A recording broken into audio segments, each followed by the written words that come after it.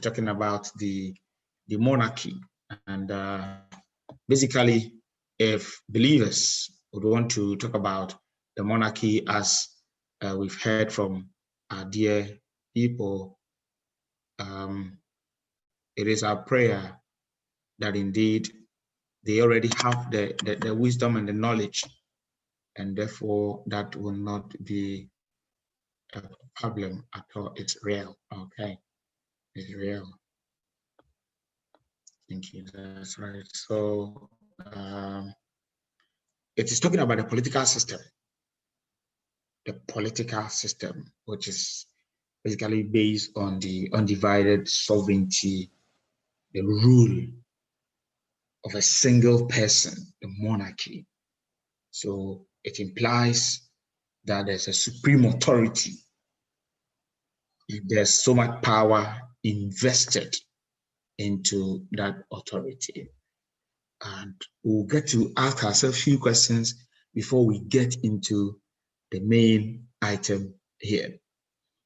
Now, monarchy will also get something to do with heredity, or something to do with a go for me to come, because it's in a kind of dynasty. All right. Now, the first question that I would ask is, how many kings did Israel have? How many kings did they have? Can someone guess? In all, just to know that we are into the subject. Anybody to tell us how many kings so far total? I can give some objectives. 39, 35, 42, and 40. Any choice? All right. So we got 42 kings. All right. Okay. We go to the next one, which is also to ask another question, which the answer, I don't know, for some reason the answer just dropped on. I'm not too sure why that is happening, but then the answer just dropped. So the bigger question is, how many kings were considered semi-righteous? Then we'll get to those that were righteous. So how many kings? Of course, we pray to meet them in heaven. There were few very well, which in the annals of the Kingship, we can say they were semi-righteous. Any idea about that? Any idea about any of them?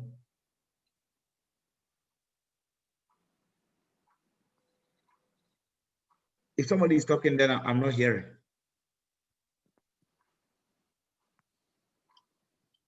Okay, so we have Jehu, we have Jehoshaphat, and then we have the Asa.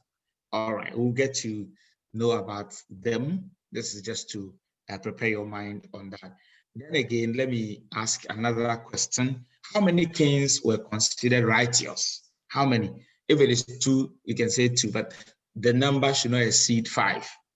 So I can say 2, 3, 4. So how many kings were considered righteous?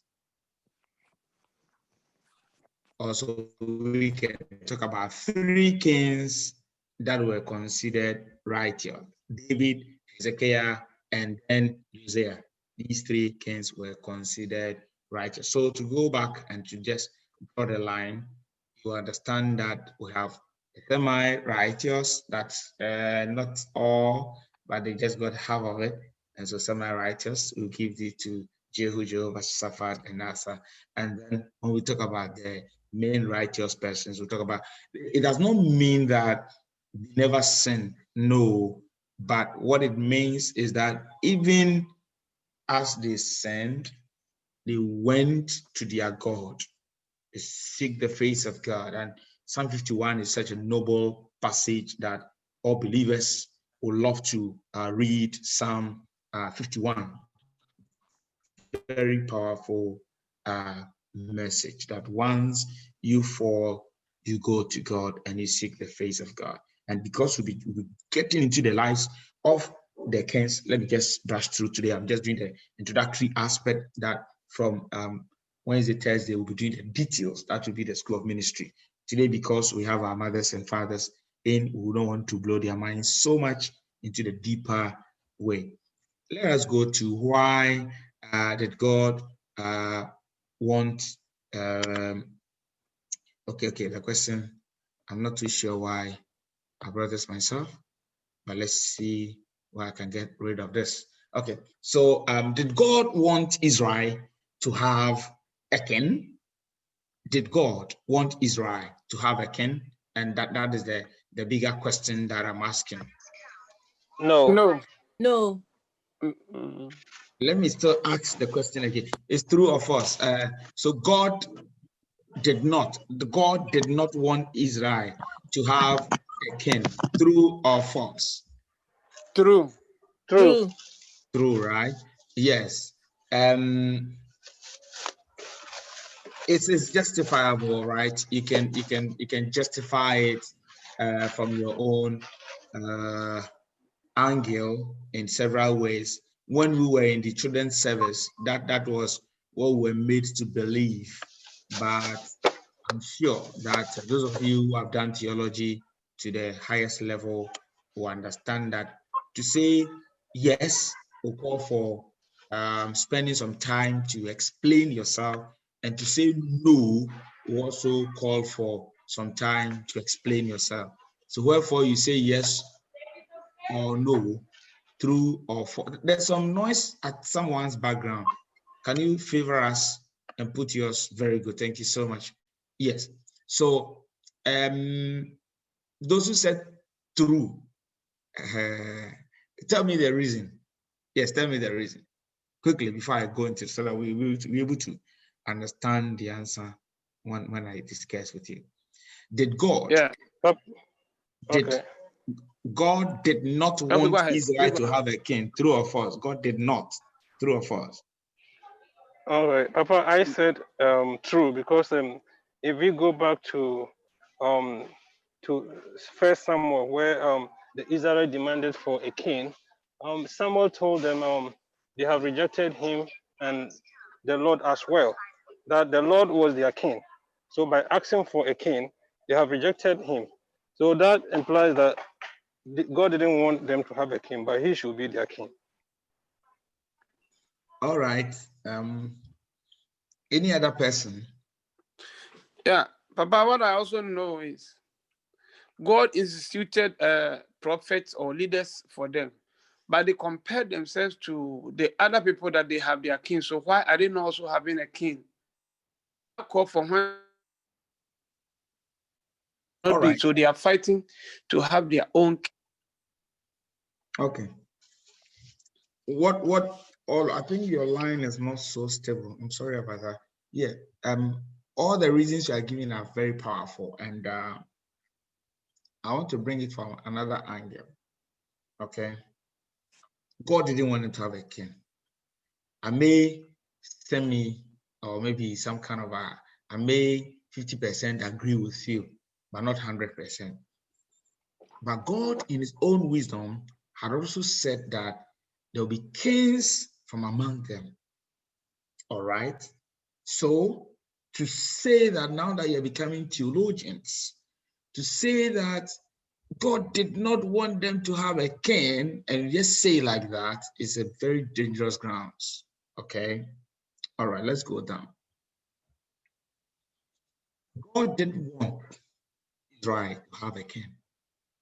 He just had a certain kind of king in mind. So here, yes, Oyame, Ope, so he wanted a certain group of people. He had his own criteria for the kingship. Okay? So not just listen to the people who want a king, just give it to them like that. No. Again, other theologians have said that Samuel, in his own capacity, was not even in favor of, because his sons were judges. And the people didn't want his sons because they were not doing the will of God. And so, assuming you have your sons as presidents of other nations, and the members, the citizens have come to tell you, we don't want your son, would you even support their request? So that is, I mean, an angle theology will continue to be theology where people will continue to argue and argue and argue, which of course you can also take this as your, those of you who will be doing Old Testament, you can also take it as your research topic and really defend your cause and say, God didn't want them, and bring all your support. God wanted them, and also bring all your support in that area. All right, so my decision, God didn't want them, can be 50%. God wanted them, can also be 50%. So everybody has one. Right. Now look at what God gave. Deuteronomy chapter 17, verse 15. You may indeed set as king over you him whom the Lord your God will choose. So do you see where it's coming from? So the one that God will choose, one from among your brethren, you shall set as king over you. You may not put a foreigner over you who is not your brother. So what kind of king did God want for Israel?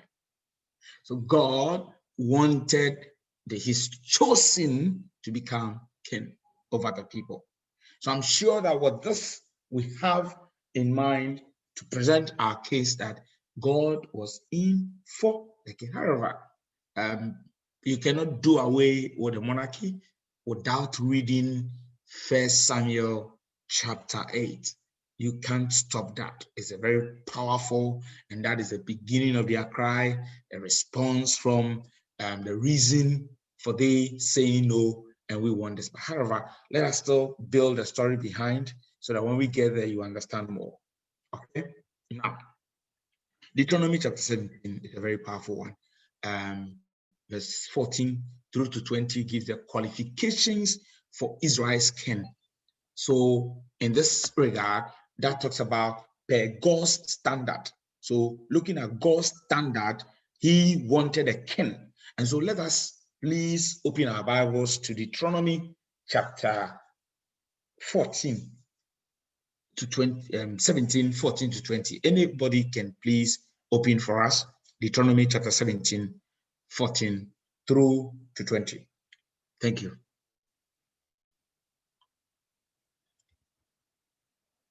So waiting on the reader, please.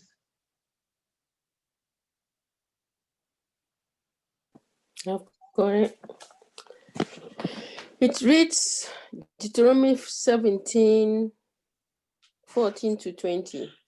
Yes, please.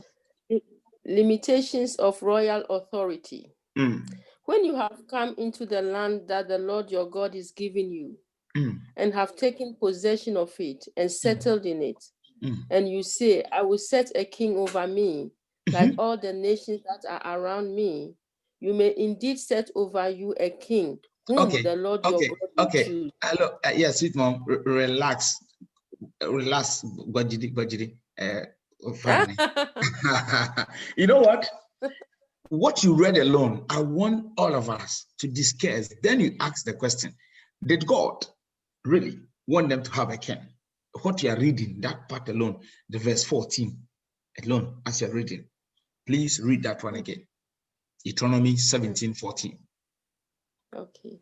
When you have come into the land that the Lord your God is giving you, and have taken possession of it, and settled in it, and you say, I will set a king over me, like all the nations that are around me. All right, thank you. Look at the time that God said this. They weren't even on the land which was promised to them. No, even before they even requested to get a prophet, it wasn't there. But so it means that God had ordained this long ago. Everything that happens, everything that will happen has already been ordained. It's only waiting for the right time for it to happen. So when they asked for the king, it wasn't a surprise because God has said it already.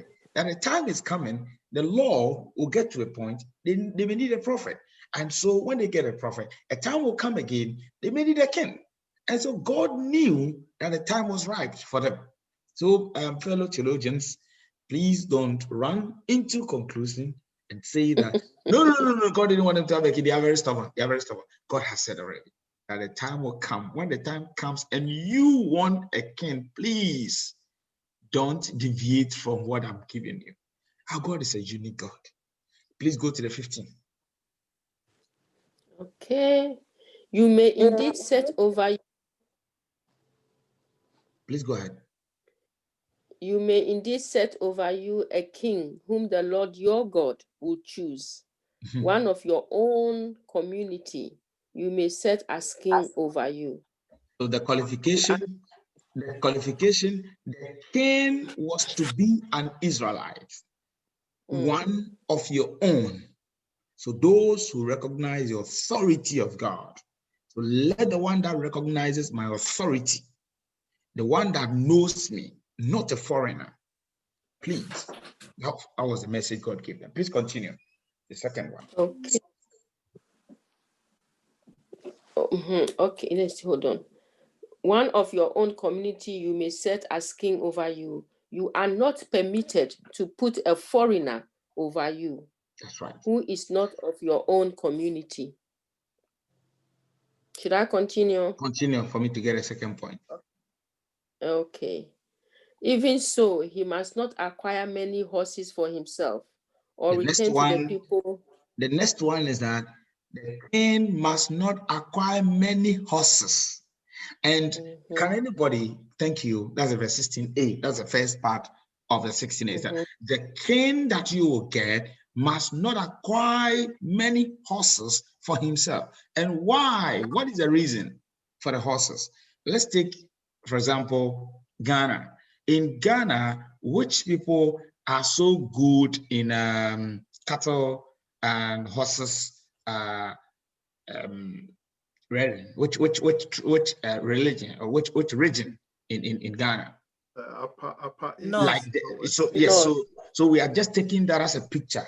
No tribalism here. No. We're just taking that as a picture. So God was telling them, I know there is a particular group that deal with, the group deals with horses. Please do not acquire horses, because the more you acquire the horses, you may be tempted to have affiliation with them.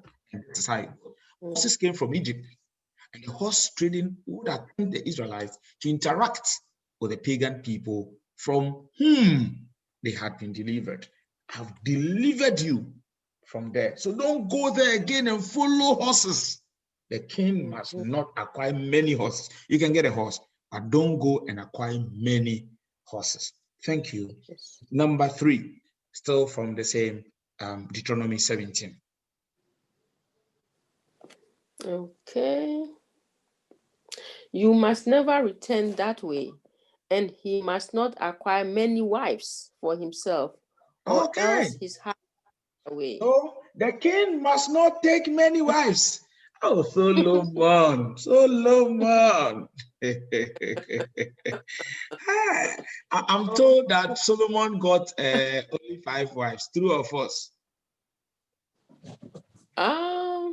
And not only you. And how many concubines? It's 3 against 700. 700 against 300 concubines. I know. So God was warning them, because he knew what would happen. Our God is a great God. He knew even before they went to the promised land. He knew what would happen. And so he was telling them, do not take yourself many wives. And why would God say that? Look at the reason. It was normal in ancient times, sealed treaties between kings by intermarriage. It was so clear. And so foreign women would influence the Israelites, abandon the unique lifestyle to which God had called them. So the foreign women will come. Women have power. God has blessed them. They are blessed. Last 2 weeks we were just reading And in the advice, I think Lemuel was advising the son, Lemuel's mother was advising the son, my son, please be careful of women. Please don't drink too much. Please don't follow women too much. And that was a good advice. He said, don't spend all your energy. You can take yourself a wife, and that is enough. But don't spend all your time on women. People of God, this was advice the Lord was giving to the people of Israel. The king must not take many wives. In African tradition, some marry two, and some I read from one of the papers, a man had 22 children. 22 children with 9 wives. And none of these children had education. They were all in a certain very village. The setting was so remote. So how would we, put some children in a disadvantaged zone by marrying so many wives? It's an advice God gave them. Please continue. With much respect to our women, they are so wonderful. God has blessed them for us. Let's continue, please. Yeah, thanks. Okay.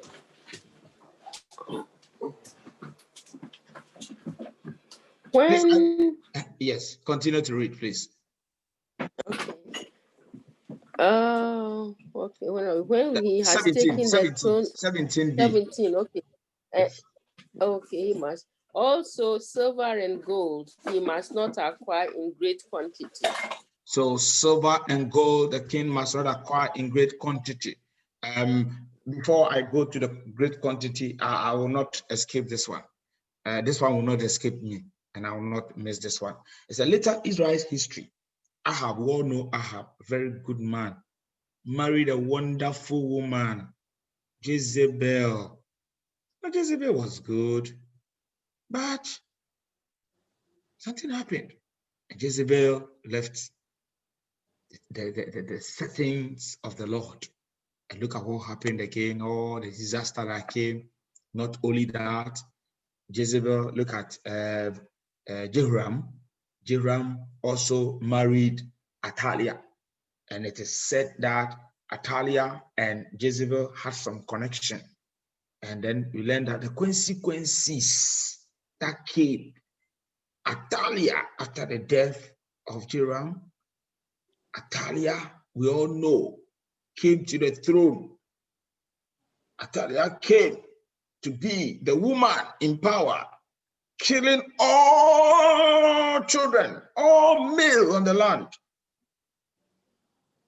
including her grandchildren.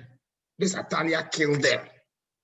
It was the grace of God that Joash was hidden by her auntie.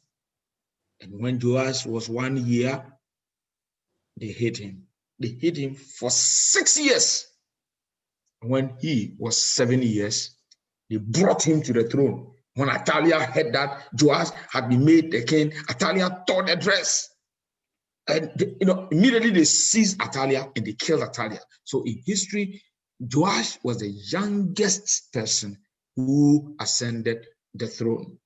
And he ruled for 40 and over years. Of course, there was a great priest of the Lord who helped Joash. But all that God was telling them was very true.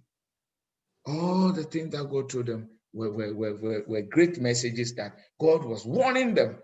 And it came to pass when they disobeyed God. Right. Let's go there.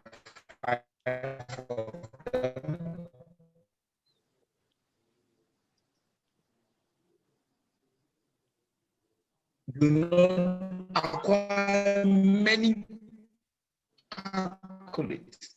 Don't accommodate a lot of silver. Don't accommodate on gold. Silver and gold belong to the Lord. Don't waste your time there. But let's see what happened. Remain dependent upon him. for success. Because again, look at it. Perhaps wanting the pagan nations that would be supplying the gold and silver. Because, you know, in business, Papa Dunfa will tell us that you must have a good rapport with the customer and the client. Of course, the business partner and the client, that's B2B, business to business, B2C, business to customer. The relationship must be very cordial and must be very professional. And so if they continue to trade with the people, it will mean that by so doing, there could be intermarriages and all that, and they may even forget. So God said, please concentrate on what I have given you. Please read the last one for us. Deuteronomy chapter 17, verse 18. Verse 18. When he has taken the throne of his kingdom, he shall have a copy of this law written for him in the presence of the Levitical priests. So the king must have a copy of the Torah with him to be read throughout his life, so that he will rule in accordance with the principles of God. The Torah, the law must be there. This book of law must not depart from you. So this was God's scheme. God's scheme. What for the kingdom business, for people that God had already ordained prior to coming, faithful, separated from paganism, and then having the guidance of God to have a righteous living as shepherd leading the sheep. So God, through that, and you can see all the criteria given, you can see the light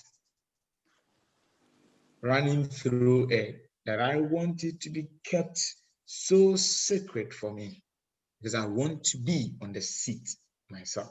Thank you so much for what you've given us. Again, let us move to what we all know, 1 Samuel's account. 1 Samuel chapter 8, the need for a king. So Israel needs a king. And having read all the 5 points that we have been told, the criteria for choosing a king and who should become a king and what the king should do. Now let us go to where the people confirm God's message. And this is in line with Deuteronomy chapter 17, verse 14. So before you read this one as a theologian, please go back to Deuteronomy 17, verse 14 to read. And this is a confirmation of what was told in the Deuteronomy account. Can somebody, please, if you can see the screen too, you can also read. If you are using phone, you can turn it horizontally and then it will be bigger, or you can just enlarge it with your finger and read for us. Deuteronomy, 1 Samuel chapter 8. 1 Samuel chapter 8, from verse 1. Thank you. Yes, please. Let's take it maybe from verse 1 to 5. Yes. When Samuel grew old, he appointed his sons of Israel as leaders. The name of his firstborn was Joel. The name of the second was Abijah, and they served at Beersheba. But his sons did not follow his ways. They turned aside after dishonest gain and accepted bribes and perverted justice. So all the elders of Israel gathered together and came to Samuel at Ramah. They said to him, "You are old, and your sons do not follow your ways. Now appoint a king to lead us, such as all the other nations have." Thank you so much. Thank you so much. We are pausing here to ask a few questions because there are salient points here we need to know. Why did Samuel appoint judges? Why did Samuel appoint judges? The answer should be on the screen. 1 Samuel chapter 8. Why did Samuel appoint judges?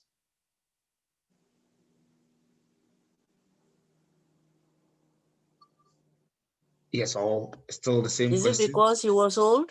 Very good. So at what point did Samuel appoint judges? He said, it came to pass when Samuel was old.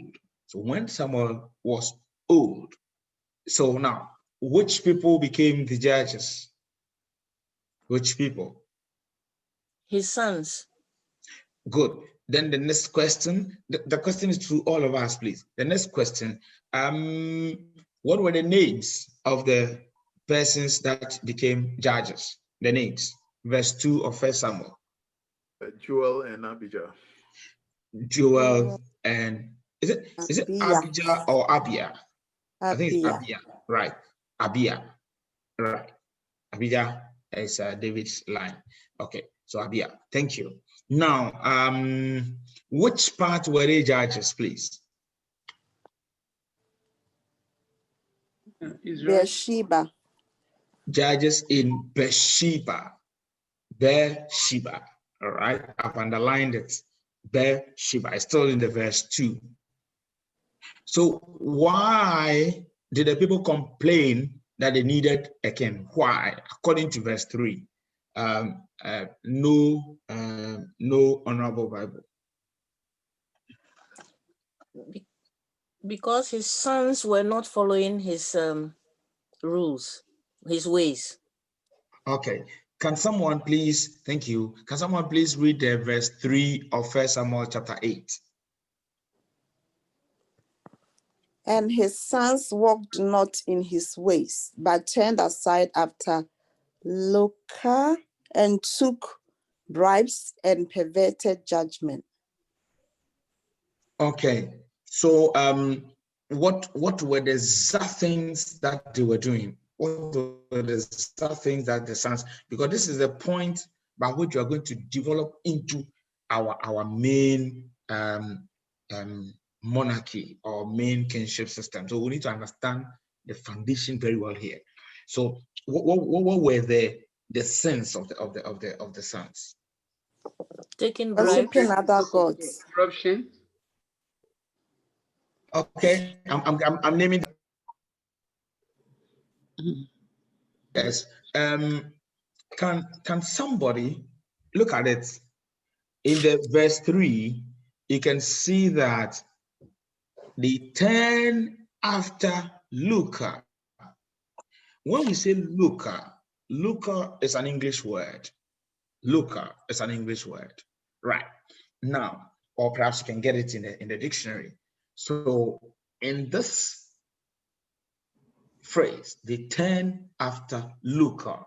What does it mean?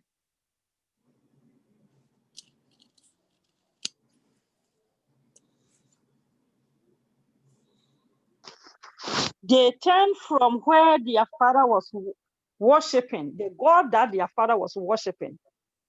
They turned from it to their own idols. Yes, that is a very powerful answer you have given. Okay. I want another one that would explain the meaning of lucre. L-U-C-R-E.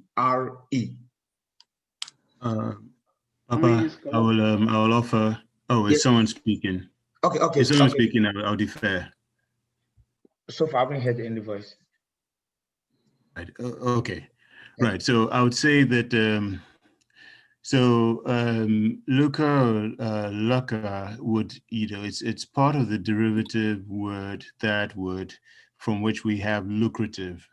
So basically anything that produces or yields so much profit such that you are tempted to put your efforts into it above and beyond.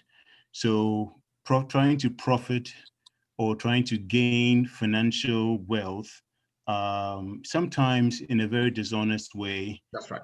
Taking your focus away from God, taking your focus from integrity and righteousness. That's right. That's very, very good. Thank you so much. I know Auntie Mercy has the Tree Bible, okay? Or anybody that has it, because I want us to get this one, and once we get this, we'll jump. Okay, so still going back, what you have explained is perfect. That is correct, and there's no word. The local comes from lucrative. So it was well explained, and so they were just trying to amass wealth in a very dubious ways. I mean, dubious ways, just like Amos, Prophet Amos would just lambast and tell them that you are doing ABC, just selling the poor for mere silver and all that. All right, good. Now let's go on. Then again, taking of bribes and perverting judgment. It's so sad. It's so sad about that. But then, so the verse 4 said what? How many elders came to Samuel? How many of them? Verse 4. All the elders of Israel. All the elders. And what does this tell us? What does this tell us? All the elders. The Bible laid this emphasis. This is whether you're using Honorable Bible or using the King James, RSV, ESV, and New King James, you will still get something that should qualify for you to know that it is all the Honorable Bibles. Please let me know what is there. All the elders, they all gathered themselves together and came to Samuel. Say, Samuel. And where did they come to Samuel? Which part? I see this question dropping in your previous questions. Where did they come to Samuel? Where? At where? Ramah. So you must know that was where Samuel was. Anytime we see Samuel, that was where he was. Okay. And what was their request? What was? You see this? You see this small verse? This small verse. No, 1. It's 5. It's chapter 5. 8, 5. Chapter 8, verse 5. You see this? Yes. The verse. You see verse 1 up to 5. See the questions that are coming from this small verse. Very small. This is the beginning of the monarchy. And so it is important that we get to understand this very well. Now look at the verse 5 again. What was their request? Verse 5. They were asking a king. Number 6. Yeah. So 5. give us so give us what? Give us a king. I heard somebody say that. King. Yes. Make us a king. Yes. Now make us a king to judge us. Make us a king to judge us. Like all the nation. Just make us a king. And what did Samuel do? What did Samuel do when he heard this? It displeased him. He doesn't like the request. He didn't like the idea. He didn't like the idea because the whole thing was against his own children, and he didn't like the idea. I mean, sometimes we are humans and we tend to be a little bit biased in a way. If anything relates to our children, we first of all try to stand behind them before we even ask what's the problem. All right. So indeed, the first person, you will try to tell them, come on, what are you talking about? Are you trying to tell me you're going to throw my children somewhere? And what? But look at what God told Samuel. Verse 7. What did God tell Samuel? Hear the voice. Hear the voice of the people. Hear the voice of the people. Listen to the people. Hearken unto the voice of the people. So here, can you read the verse 7 again for us? Let's all hear the verse 7. Let's hear it. Let's hear it in plain language. The verse 7. Hear the voice of the Lord in all that they say to you. For they have not rejected you, but they have rejected me, that I should not reign over them. So, who will use God-given wisdom to explain this thing to us and to go deeper and allow the Holy Spirit to still explain it to you about what God was telling Samuel? Because God knew the heart of Samuel than we do.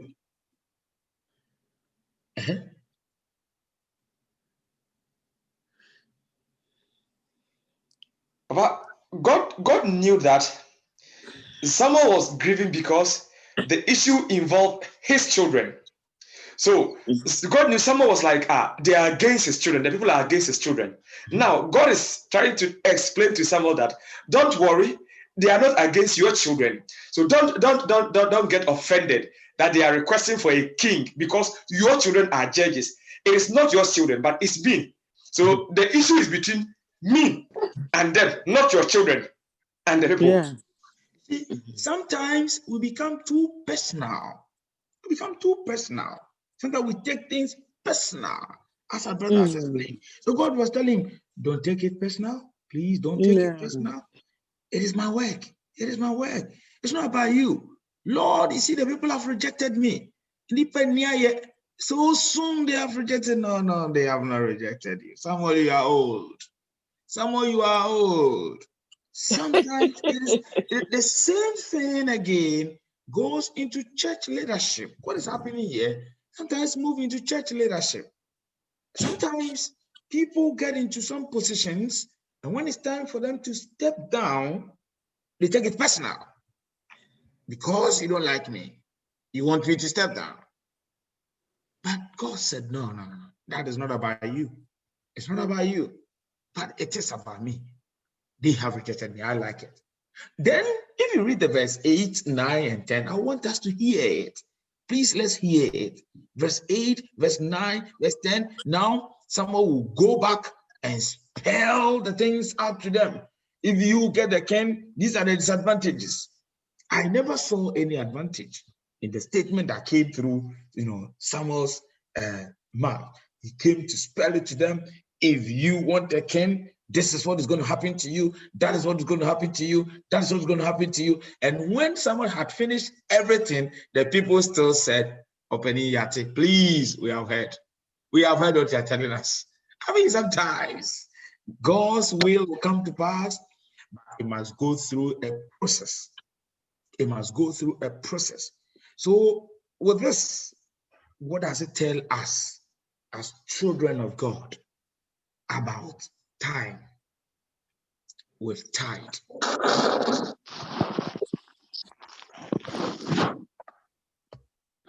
Can I ask, even though you have asked a question, I also have a question. Okay. Yeah, looking through from the verse 1 to the 7, I never heard anywhere they went to God in prayer for assistance. It's like they have taken the whole thing into their own hands, forgetting about their God. Because situations like this, God has said, this is what I will do. But they are saying we are demanding the king because of the misbehavior of the children of Samuel. That is good. But why don't they seek the face of God for another leader than to attack someone to do it by himself? Okay, and this is a very beautiful question. That's a very beautiful, but it's part of the assignment that I'll be given. But let us just brainstorm. Yeah, we are not going. All that I'm doing, I'm just doing the introduction and all the kings. We're going to share it. This time it's not going to be group. It's going to be 1-1. You're all going to pick. If it's David, one is going to, because there are 42 kings. 42 kings. So if you want to do 42 kings by 2-2-2, we are not going. So at least in the next, we can get about 22 of you trying to handle each of them one, like that. And briefly, we'll get to know about them. All we need about the kings, look at the time the king came, the good things of the king, the mistakes, and the changeover. The good things about the king, the mistakes. The good things about the king, the mistakes, the changeover. And that will help us. You have to know that from this, we got to this one. And where exactly the turning point where they had a division, we'll also handle it today. So when you go back and you want to do it on your own, you will not have any problem because you have the explanation already. Again, with your question, I wish we had time to open up for people to talk.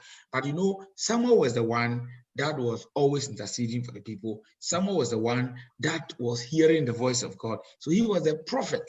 So if anything came, the people never demonstrated. They said, please, we beg you. And that was the order. The elders came and said, please, we want to plead with you.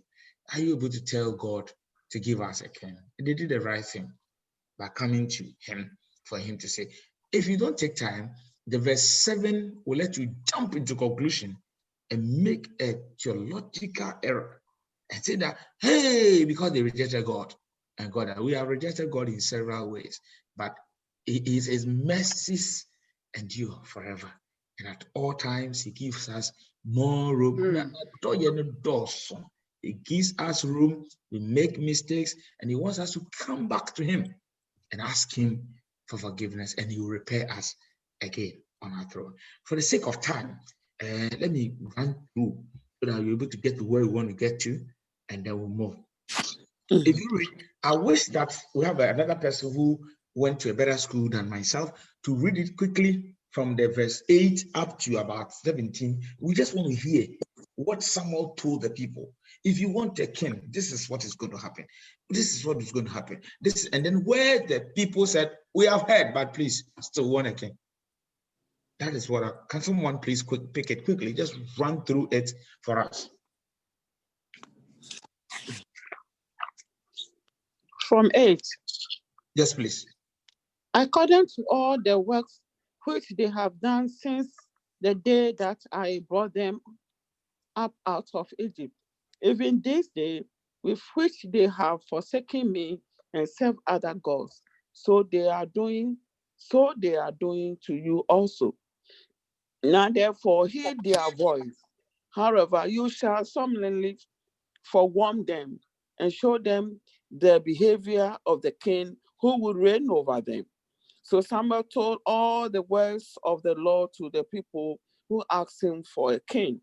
And he said, this will be the behavior of the king who will reign over you. He will take your sons and appoint them for his own chariots and to be his horsemen, and some will run before his chariots. Continue. He will appoint, I should stop here. Continue. I don't have those ones, but continue, please.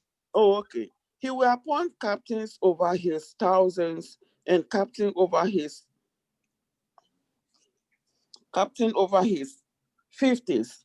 He will set some to blow his ground and reap his harvest, and some to make his weapons of wars and equipment for his chariots. He will take your daughters to be perfumers, cooks, and bakers, and he will take the best of your field, your vineyard, and your olive grove, and give them to his servants. He will take a tenth of your grain and your vantage, and give it to his officers and servants. And he will take your male servants, your female servants, your finest young men, and your donkeys, and put them to his work. He will take a tenth of your sheep, and you will be his servants. 17. Shall I go on? Yes, please. And you will cry out in the day, because of your king, whom you have chosen for yourself, and the Lord will not hear you in that day. Nevertheless, the people refused to obey the voice of Samuel, and they said, no, but we will make a king. But they said, no, but we will have a king over us.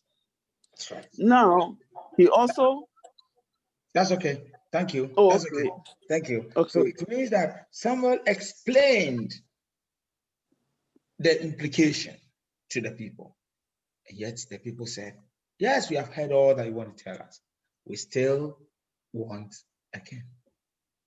Now let's see some reasons, the rights and duties of kingship. Of course, there's a scholar, Marvin, who happens to be in Claremont in of them, that kings of Israel and Judah were believed to serve as what? Yahweh's agents to rule the nation. For him, he forgot, look, the kings that came, this was the rule that he was to do. Again, he talks about the fact that they were expected to observe his covenant, which we have said this in the previous one, but just to add that other scholars have also spoken about this. Okay, so I'm just skipping it to be in the notes. All right. So, I did say that there were 3 kings who are considered, if I say are still active, righteous, okay? And we have 3 semi-righteous kings, and one of which I did say was David. So this just to bring the explanation to it. I will still consider David is described in the Hebrew Bible as the 2nd king in the United Monarchy, okay? And then we do say that he became the king after Saul. All right, good. This is King Hezekiah. Hezekiah was, according to the Hebrew Bible, the son of Ahaz and the 13th king of Judah, and he is considered very righteous king. We have supporting verses to do that. 2 Kings chapter 18, verse 20, and then Isaiah 36 through to 39. And we also heard how even last Saturday we prayed with it, how Hezekiah prayed to God, and because he was a righteous person, when even prophet Isaiah had come to tell him, "That says the Lord, you are going to die," he prayed to God and he was heard. And how many years?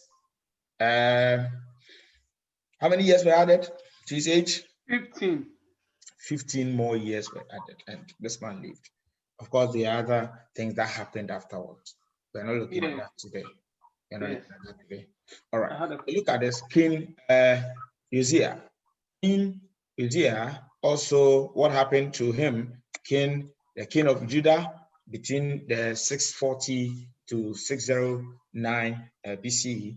He also set in motion a reformation that bears his name and that left an incredible mark on Israel's religious tradition. Those of you who be working on King Uzziah, you will also come back and let us see the things that he did. So we have a lot to do Wednesday, Thursday. We have a lot to do. And I know, I believe you that you always deliver. You always deliver. And so when we share the kings amongst us, we will all go and research quickly. Just make sure that you get about 1 page for your presentation. Don't write plenty. What is the king's name? Perhaps you look at the mother, if it's researchable, mother, father, and then whom the person took over from, and the duration, the mistakes of the king, the good aspect of the king, and that ends it. And then whom the person handed over to. So sometimes it can just be a chart. It can just be a chart. Took over from this, handed over to that, and then mistakes one side, evil one side. Just list them point by point. No essay. No essay. All right. Thank you. Now, we want to look at the 12 tribes of Israel. This one, I just want us to brainstorm. Just try to see if you can remember the 12 tribes of Israel. If you can remember any of them. If you can remember any of them. Anybody to start mentioning? Judah. God. Judah, thank you. Naphtali. Come again? Asher. Benjamin. Asher, Benjamin, okay. Yes. Reuben, okay. Levi. Jennifer. Benjamin. Is it Jennifer? Yeah, Levi. Oh, okay, that's fine. Thank you. Right. God. God. Okay, thank you. Thank you. Yes, Timothy, I see your hand. Zebulon. Okay, thank you. Thank Benjamin. you. Benjamin, thank you. Wow, you people are good. Okay, let's see something. Did you get it right? You can see from the middle. You got it right, right? Asher. Yes, now it's on the screen, so you can see it. You can see it on the screen. Those of you who are using your phone, you can see it on the screen. And I'll just the tribes of Israel. This is just a summary of all the things that we'll be doing.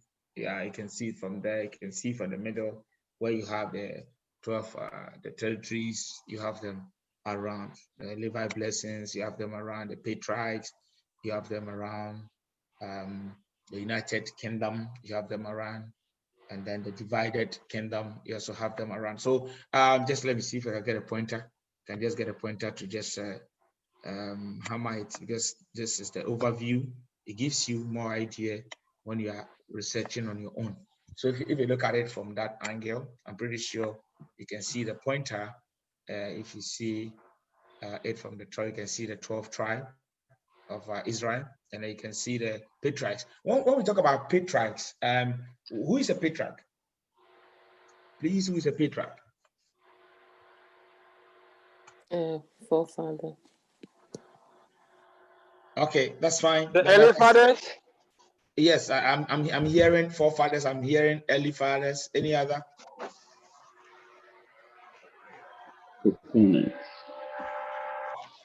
Okay. Try to mute yourself. I think today the backgrounds are a bit noisy. So all right. So they are basically, as you said, the forefathers. All right. Thank you. Can we name some patriarchs? Abraham. Abraham, thank you. Moses. Moses, thank you. So let me quickly ask a very Isaac. Isaac, very good. So at least you can pick it from the ones you go to Abraham, then you pick it from Jacob. That line. Jacob, okay, thank you. Thank you. All right. All right, thank you. So what is the meaning of Abram and Abraham? The meaning of Abram and Abraham. What is the meaning of Abram and Abraham? Abraham is brother. Yeah, Abram means what?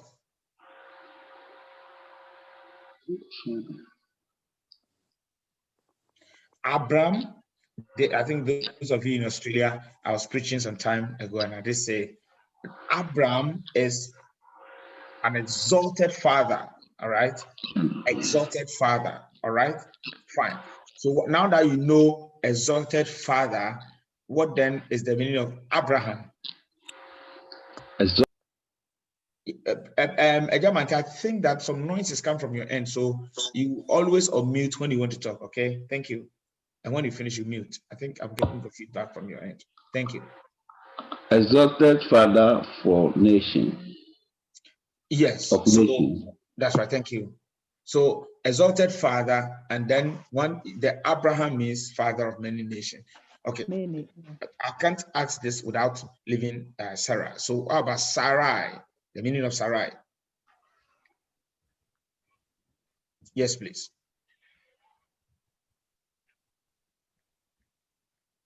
The Sarai, Sarai. Is it my princess? Yes, Sarai that means a princess.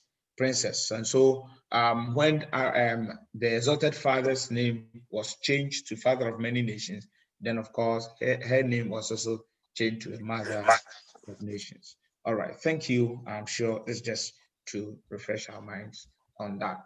Okay, so you have the patriarchs, and of course Israel, Jacob also had 12 sons via the 4 mothers. And who were the wives of Jacob? Can we mention the wives of Jacob? 4 wives of Jacob? Leah. Yes. Leah, okay. Rachel. Rachel, very good. 2 more. The concubines, right? So. Come again. Zillah and Zelph. Okay. Zillah and Bilhah, right? Yeah. All right. Now let's try. We are just trying. That. How many children did Zilpah have with Jacob? 2. 2. Can we name them? Those of you watching the screen. Yes, Gad and Asher. Just try to. This one is pick and act. All right. Okay, so you can see Leah's children. You can see them here. You have the Reuben, you have the Simon, you have Simeon, you have Levi, we have Judah, you have Issachar, and then we have the Zebulun. All right, so then Naphtali, also for Bilhah. Okay, how about Rachel's children? How about 2? Rachel's children. Rachel's children. Yes, 2. Joseph Yes, and Benjamin. Joseph and Benjamin. And Joseph begot how many? Manasseh and Ephraim. 2. That's fine. That's fine. These are things we just want to refresh our minds on. Okay, let me jump to the main subject. All I did was just to let us understand some background information. Now, let's go to the main kingdom. We did say that we can talk about 42 kings that we had. Okay, now let's go quickly into the United Kingdom. The United Kingdom would mean that before the division, right?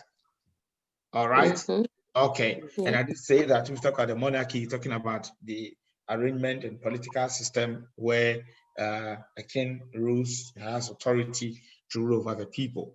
Now, looking at this place, the United Kingdom. All right. Okay. Where was David the king? Where was David the king? Judah and Judah. That is wonderful. That is wonderful. Okay. Now the bigger question I want to ask is that what led to the division? What led to the division?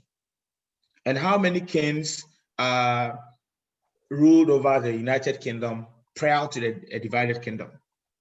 How many kings ruled?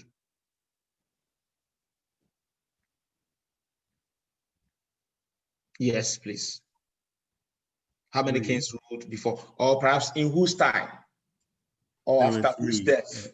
Oh, sorry. There should be 4. So Saul, David, Solomon, and Rehoboam. Sorry, but then the kingdom was split during Rehoboam. So technically 3. That's right, 3, and that 3 becomes the authentic one and acceptable one. So those who successfully ruled before the split, Saul, the first king, and the one who will take Saul will come and tell us how Saul even got to know Samuel, how it happened, so miraculous, how it happened. It will be told us.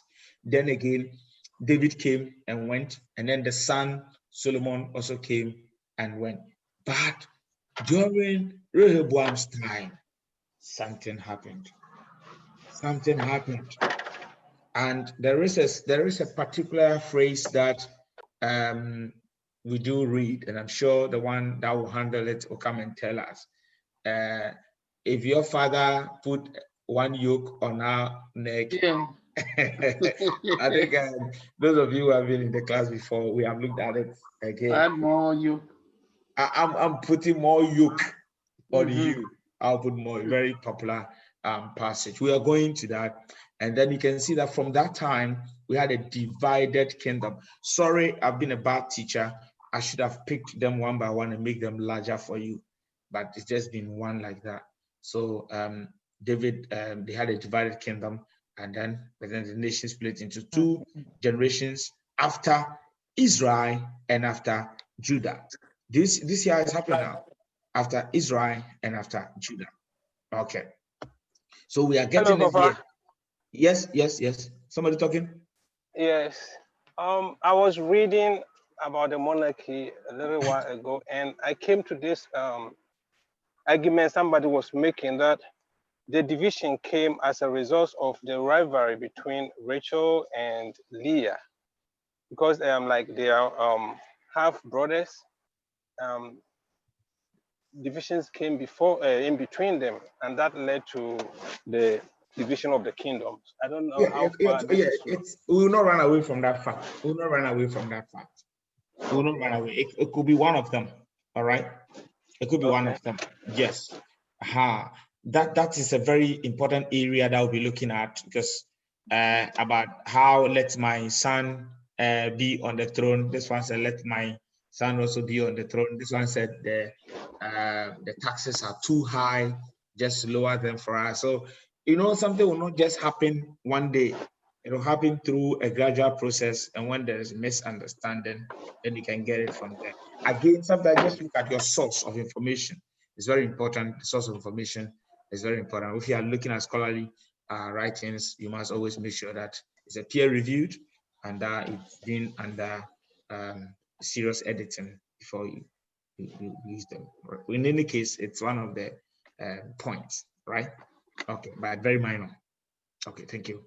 Now, let's look at it from this angle again. I'll be taking you through the reasons. They'll be coming after this one. All right, so you can see how it's also happening. Get a new king, Samaria, get a new religion, and all that. Okay, that's fine. Jesus's kingdom is also there. That is in the end, Jesus's kingdom is what is more powerful. Okay, just move on to this one. This is also another bad example I'm giving. That is the kingdom, and it's just giving you for you to see how it's happening. Okay, let me see. People are in the waiting room.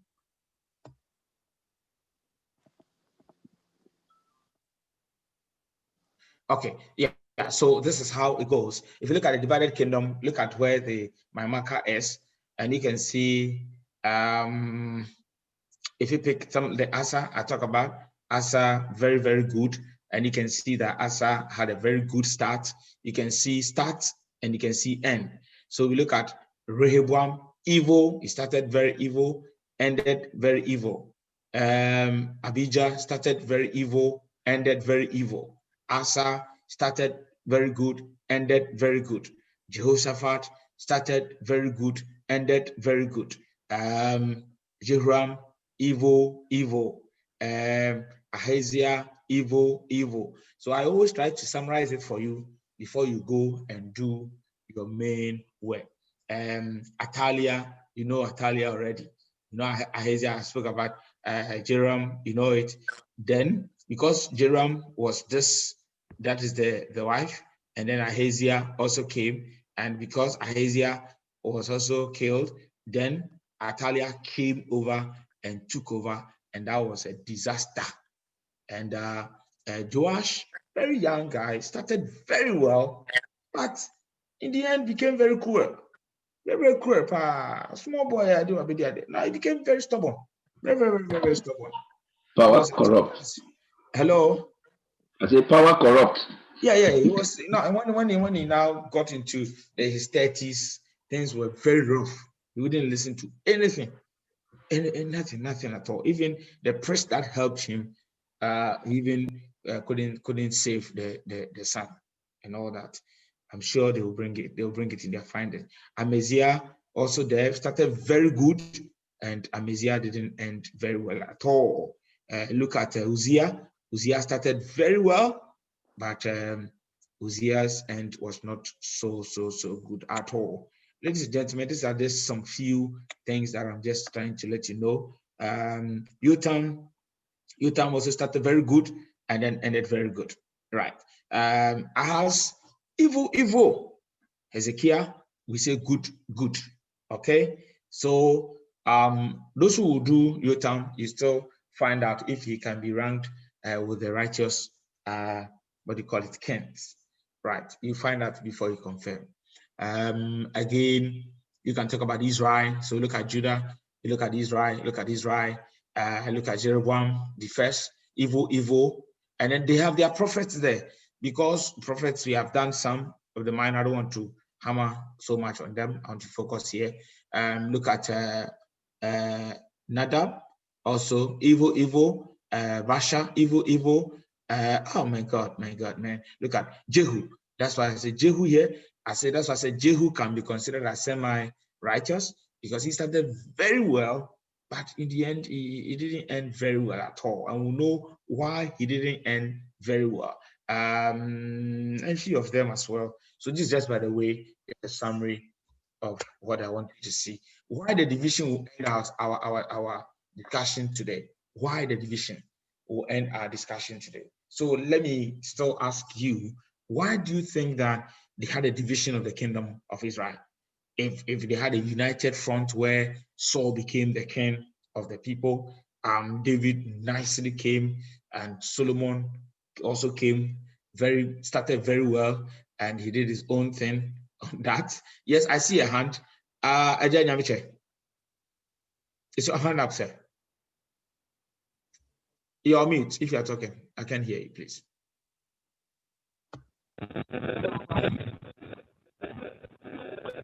Hello.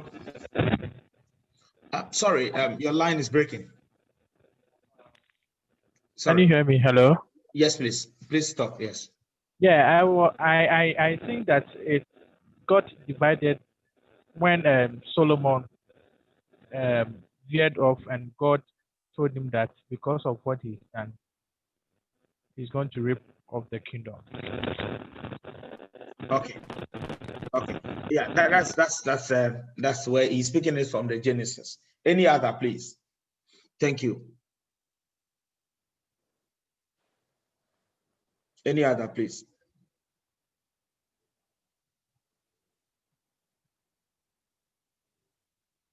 Why the split?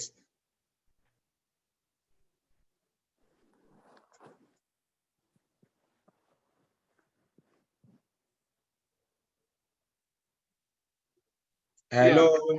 Yes, please. I thought it was between Rehoboam and Jeroboam, where Rehoboam was made a king. Yes, and the brother came that he's supposed to be the king, so he will not agree. So it's like the brother was saying he is supposed to be.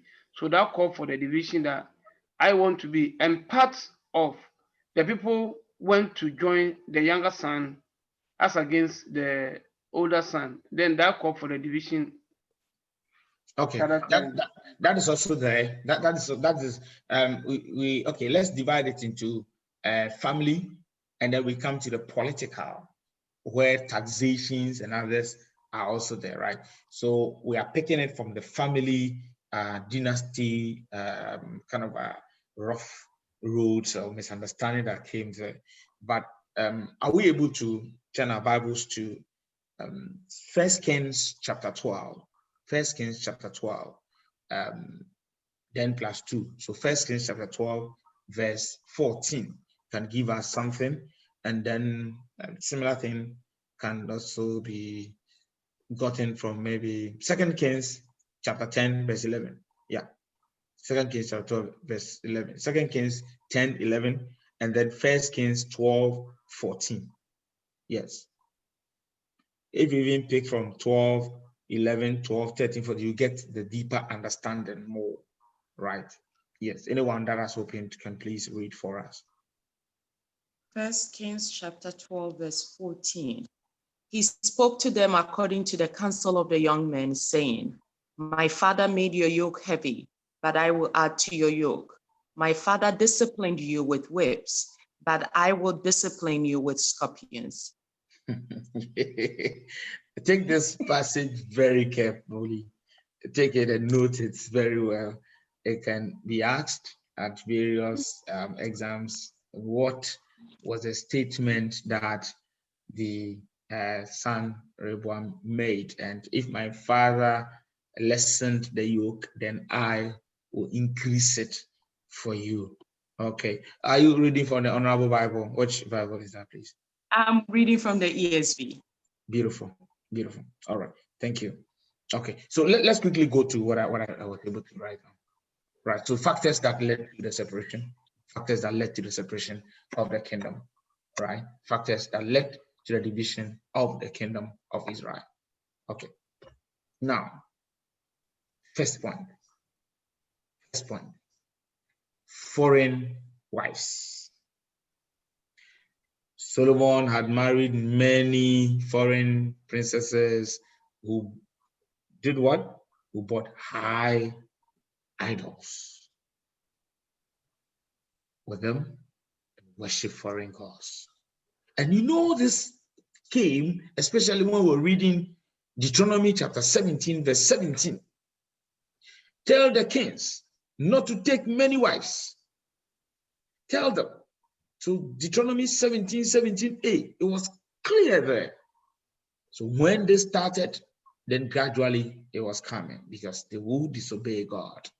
What God told them not to do, they were disobeying. Second point, the worship of idols. That's why the first speaker, when he brought in Solomon, I didn't stop it there. Okay, because before the thing will get to Jeroboam's time, it had started somewhere. Because Solomon was too powerful, and if you have been on the seat for a long time, it will be a bit difficult. But if somebody is coming fresh, you can face the person squarely. And so it started there. Solomon worshipped idols, and that came from foreign wives. So Solomon not only allowed his foreign wives to worship their gods, but also built high places of worship where his wives worshiped their gods. And Solomon, when he got his wives, he was just listening to them, and he built a place for them to worship their gods. And this was to God's displeasure. God didn't like that. But God gave enough room that there will be time for him to change. Again, the division again, let's look at Solomon. And it's all about Solomon.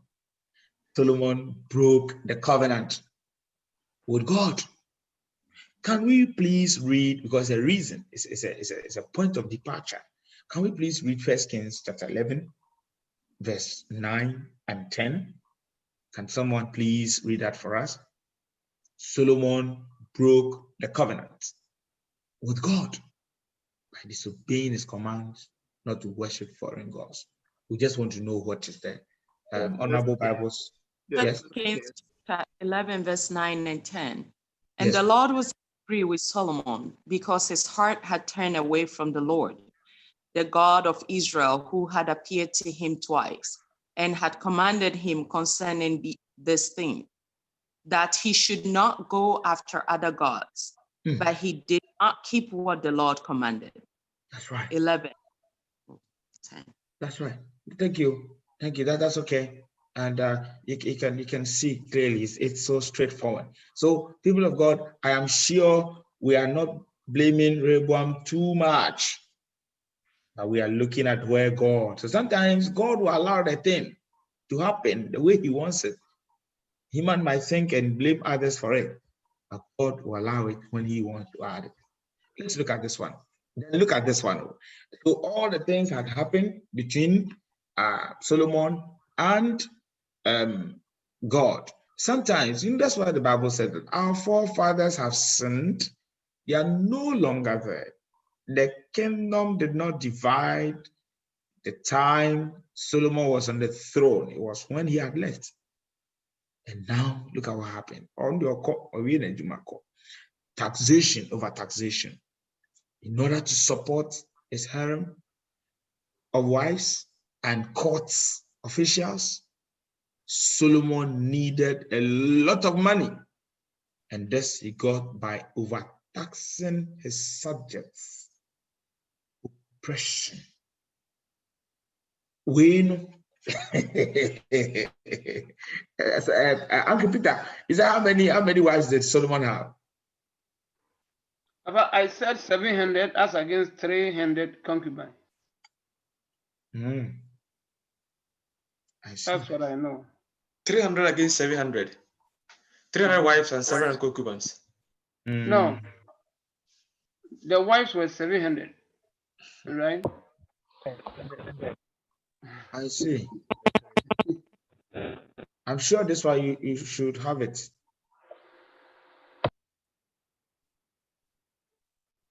So you can see that because of his number of wives, there's a word that was used, the harem of wives. So harem can be the official wives or concubines, okay?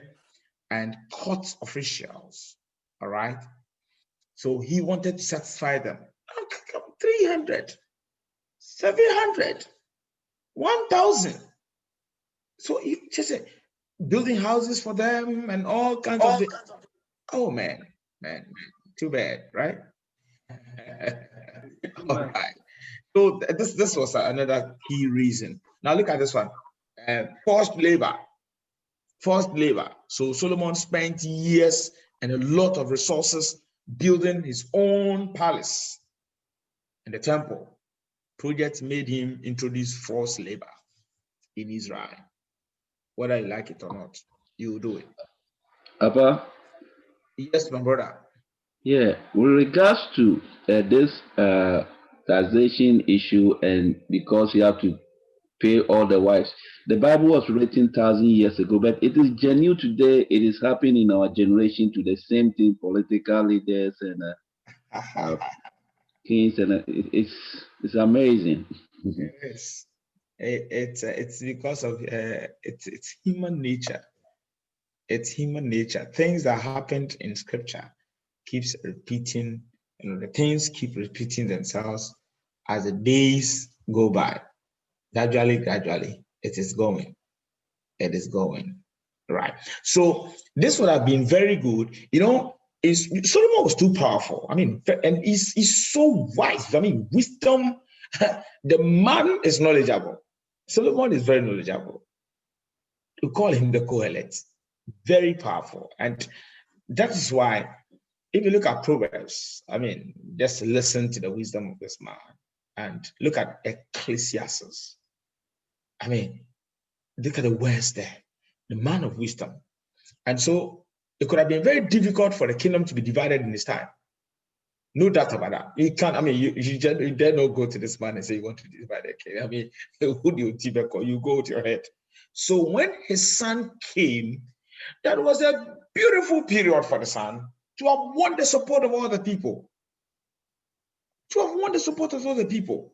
And said, come on, the overtaxation and forced labor made Israel dissatisfied with Solomon's rules. The satisfaction among the Israelites found a spokesman in Jeroboam. And that was good. And in fact, indeed, that was a very great point for him to have also done his part. But I just don't want to take the words from the researchers who will go and do more work on that. But this is just to open up for you to see that the whole thing started from Solomon, but his time was a bit difficult to have that thing happen. So after Solomon's death, his son Rehoboam succeeded him or rejected of the advice from the old man. So when you see that, when he succeeded his father, we want to understand what happened between Jeroboam and Rehoboam.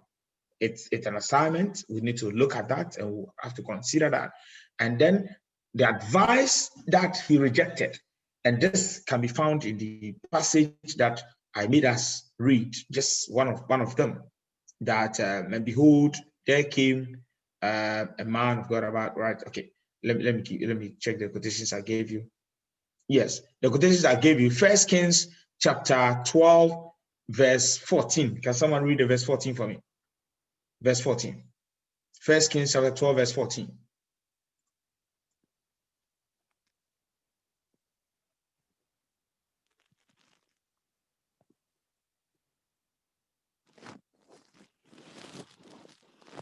And he spoke to them according to the advice of the young men, saying, my father made your yoke heavy, but I will add to your yoke.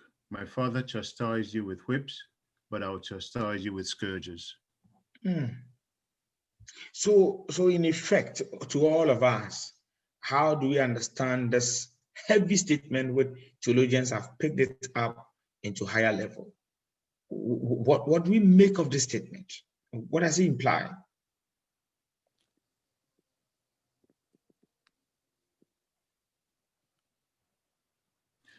Papa, I'll start off.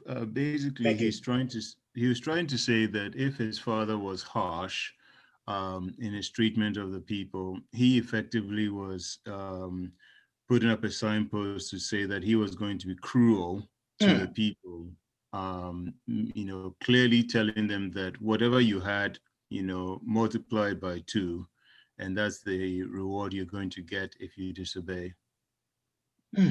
Okay, this is a very powerful thing that I would wish that we continue to read and that we know the point of departure nicely, especially when over here Jeroboam became the spokesperson of the people because the father was very troublesome. So Jeroboam became the spokesperson. However, it was his son, Rehoboam, who took over. An analysis that a friend was passing, behind the door, we call it behind the door point, that he was just passing it out there. But let's continue to read this one, and I'm sure scripture will explain itself. First Kings chapter 14, let's pick it from 4 to 19 and we'll close. Just that's the scripture, just read as the Bible said it, and we'll close. First Kings chapter 12, 4 to 19, and we are done. Thank you.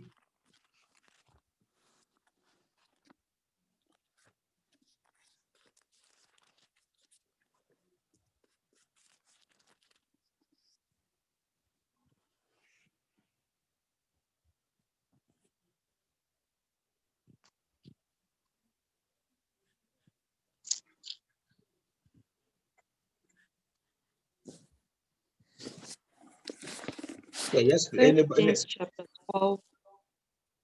Yes, 4 to. First Kings chapter 12, verse 4 to 19. Yes, please. Your father made a yoke heavy. Now therefore lighten the hard service of your father and his heavy yoke on us, and we will serve you. He said to them, Go away for 3 days, then come again to me. So the people went away. Then King Rehoboam took counsel with the old men who had stood before Solomon his father while he was yet alive, saying, How do you advise me to answer these people? And they said to him, If you will be a servant to these people today and serve them, and speak good words to them when you answer them, then they will be your servant forever. But he abandoned the counsel that the old men gave him and took counsel with the young men who had grown up with him and stood before him. And he said to them, What do you advise that we answer these people who have said to me, Lighten the yoke that your father put on us? And the young men who had grown up with him said to him, Thus shall you speak to these people who said to you, Your father made our yoke heavy, but you lighten it for us. That shall you say to them, My little finger is thicker than my father's thigh. And now, whereas my father laid on you a heavy yoke, I will add to your yoke. My father disciplined you with whips, but I will discipline you with scorpions.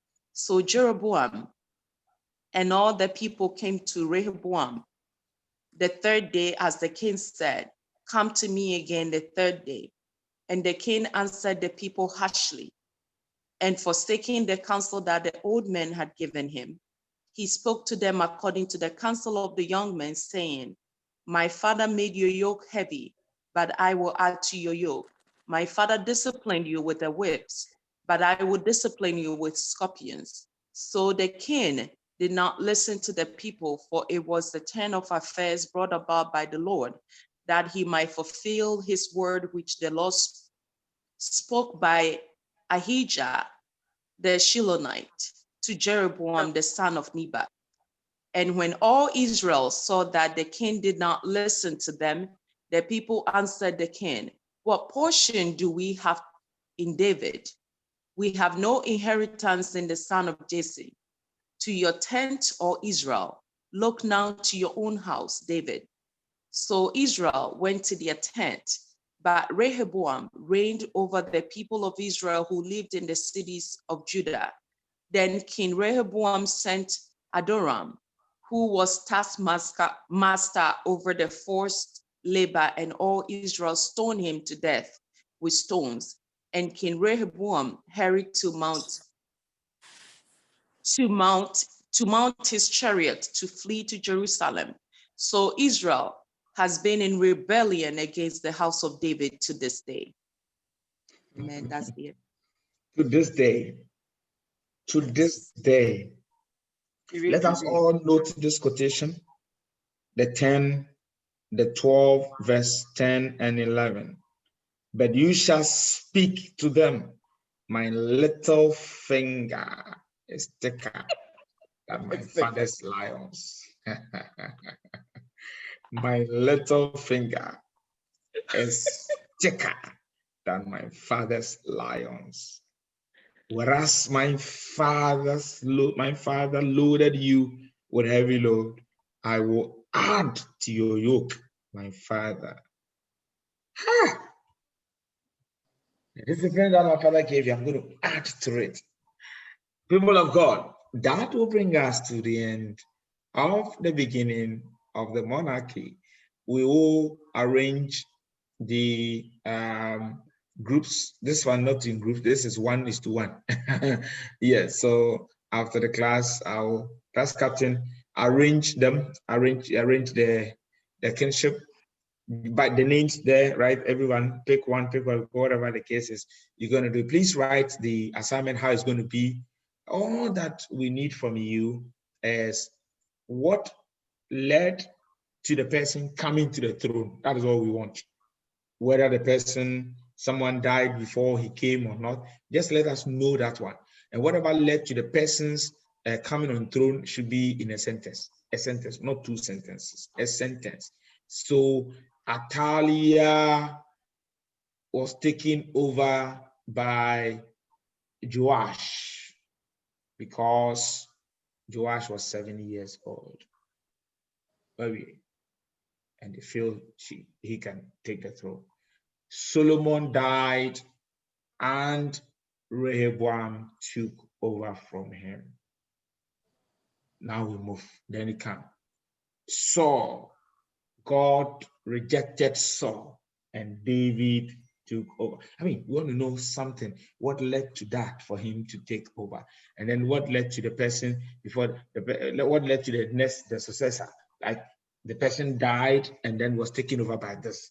So when you get there, all we need, point by point, the good things the person did, the bad things the person did. That's all. And then it was taken over by this. So that it helps us throughout the book that you're looking at, get a striking verse like just before we've had 1 Kings chapter 12, the verse 10. My little finger is thicker than my father's lion.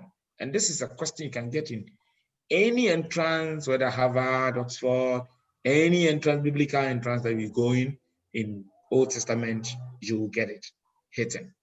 You get it hidden in the question. All right.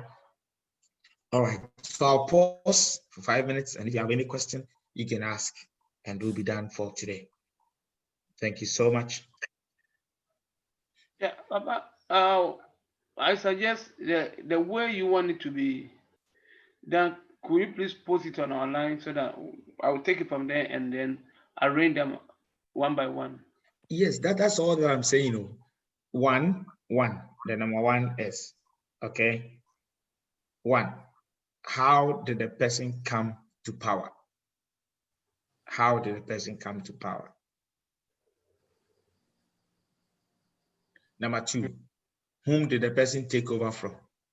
So how did the person come to power can be a story, can be a story. I just want a sentence to cover that story. Then it's because we want to have idea of all the 42 kings.